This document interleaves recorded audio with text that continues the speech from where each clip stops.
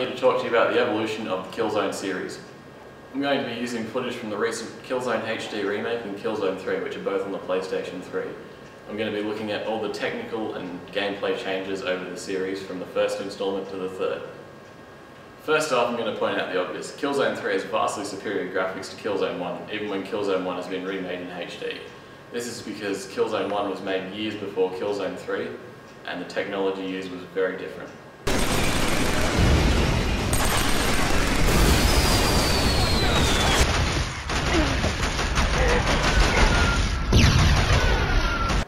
The same could be said about the sound quality of both games, because as I mentioned earlier, Killzone 1 was made many years before Killzone 3.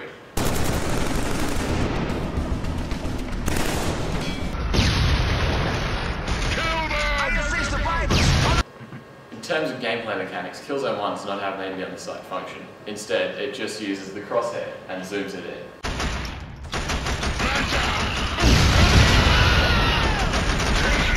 Killzone 3, however, does have an aim down the sight mechanic, and it uses a completely new crosshair when you do.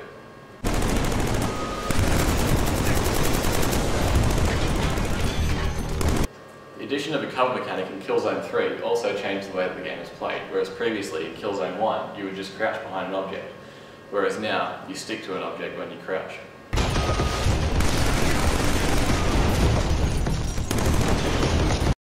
The health system in Killzone 1 used a bar, as you can see down the bottom left of the screen.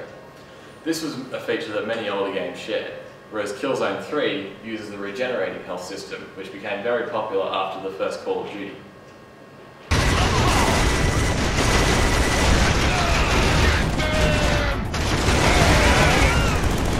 Perhaps one of the more controversial changes from the first Killzone to the third Killzone was the abolishment of the secondary fire system, which, as you can see, allowed you to fire a secondary weapon from your primary weapon.